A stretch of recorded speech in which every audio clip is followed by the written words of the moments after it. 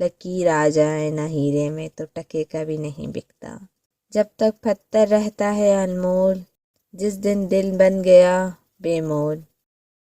ہر وہ شخص جو ایک عدد بوجھل دل کے ساتھ خاموشی اختیار کر چکا ہے، اسے کہو ایک دن سب ٹھیک ہو جائے گا۔